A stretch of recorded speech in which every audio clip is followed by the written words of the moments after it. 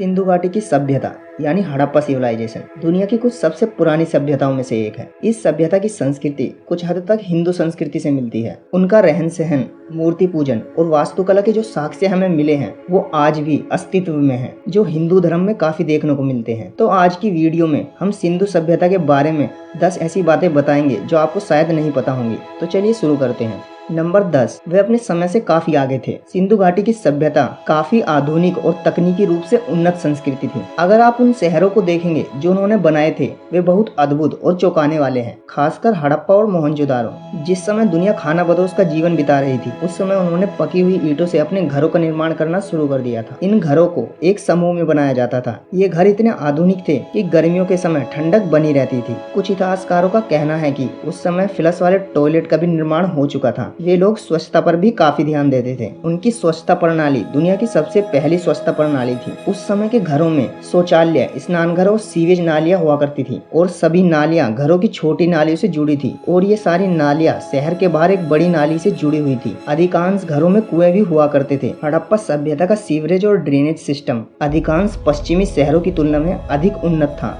Number 9, the great bath. Sindhu घाटी के लोग उन्नत वास्तुकला में काफी निपुण थे। उन्होंने गोदी, अन्न भंडार, गोदामों और बड़े पैमानों पर सुरक्षात्मक दीवारें बनवाई। लेकिन इनमें सबसे हैरान करने वाली चीज है मोहनजोदारो में पाया गया द ग्रेट बाथ। इसे इतिहास का सबसे पहला सार्वजनिक पानी का पूल माना जाता है। यह पूल 2.8 मीटर गहरा, 7 मीटर चौड़ा और 11 मीटर लंबा है। इसमें अंदर जाने के लिए इसके दोनों तरफ सीढ़ियां बनाई गई थी और इसे वाटरप्रूफ बनाने के लिए जिप्सम प्लास्टर का प्रयोग किया गया था। लेकिन इस पूल को किस तरह इस्तेमाल में लाया जाता था आज तक स्पष्ट नहीं हुआ है। कुछ इतिहासकारों का कहना है इसका उपयोग विशेष त्योहारों पर किया जाता होगा।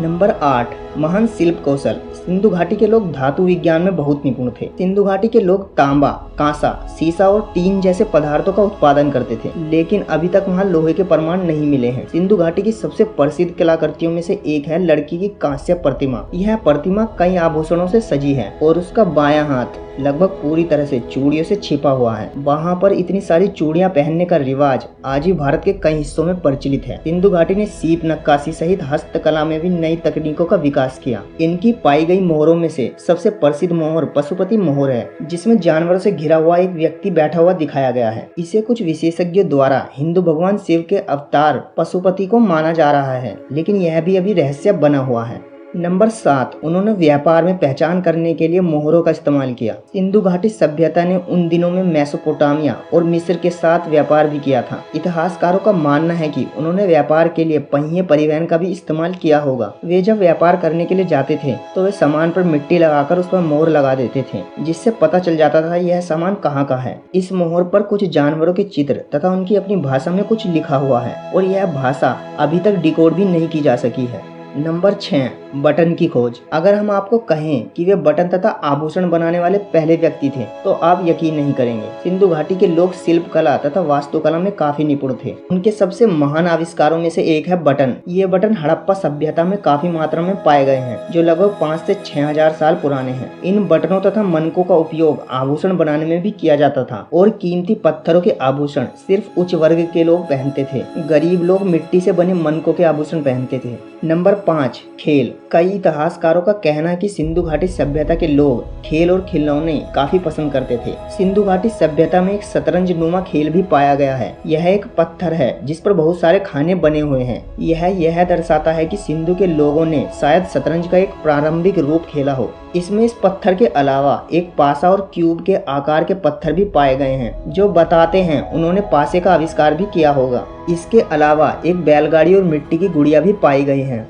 नंबर 4, एक बार मोहनजोदारो की सड़कों पर उत्खनन में 44 बिखरे हुए कंकाल मिले, जो सड़कों के बिल्कुल बीचों बीच बिखरे थे। इन्हें देखकर ऐसा लगता है कि कोई आपदा अचानक आई हो और उन्हें अपने घर तक जाने का मौका नहीं मिला हो।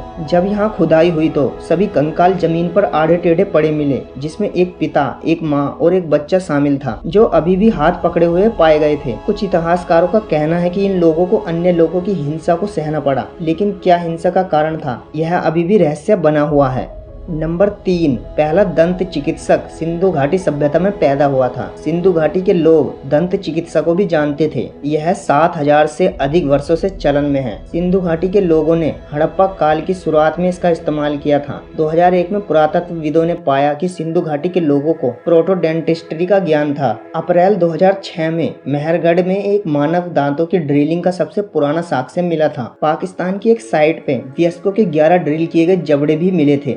नंबर 2, सिंधु घाटी और अन्य सभ्यताओं के बीच एक महत्वपूर्ण अंतर यह है कि सिंधु घाटी में सेना का कोई सबूत नहीं मिला है। हथियारों की संख्या भी काफी कम है क्योंकि उस समय लोहे की खोज नहीं हुई थी। इनके हथियार तांबे तथा कांसे के हुआ करते थे। इससे यह अनुमान लगाया जा सकता है कि सिंधु घाटी के लोग शांतिपूर्ण थे। सिंधु घाटी में किसी राजा के होने का भी बहुत कम प्रमाण मिलते हैं। यहाँ कोई शासन प्रणाली के साक्ष्य भी नहीं मिले हैं। नंबर 1, यह कोई नहीं जानता कि सिंधु घाटी सभ्यता का पतन कैसे हुआ। हजारों वर्षों से सिंधु घाटी सभ्यता बढ़ रही थी, लेकिन जब यह लगभग 1800 ईसा पूर्व के आसपास आई तो धीरे धीरे गिरावट शुरू हुई और लगभग 1 शताब्दी के बाद लोगों ने शहरों को छोड़ना शुरू कर दिया। कुछ इतिहासकारों का कहना है कि उनकी सैन्य रणनीतियों की कमी के कारण मध्य एशिया के इंडो यूरोपीय जनजाति के आर्यों ने उन पर आक्रमण कर दिया था। तो कुछ सुझाव देते हैं कि यह बड़े पैमाने पर सूखे के कारण हो सकता है। कुछ इतिहासकार कहते हैं कि एक बड़े पैमाने पर भूकंप आया जिसने नदी के रास्तों को बदल दिया, जिससे उन्हें कहीं और पलायन करना पड़ा। वनों की कटाई, क्षय रोग और बाढ़ को भी सिंधु घाटी के पतन का कारण माना जाता है, लेकिन यह भी अभी रहस्य बना हुआ है।